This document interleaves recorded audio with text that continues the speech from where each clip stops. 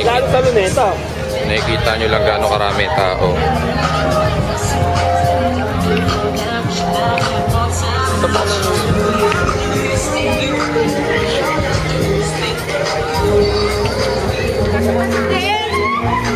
Dapat dinala ko sa Rindoy eh. Dinala ko si Papi. Hindi yung galing ka na John John.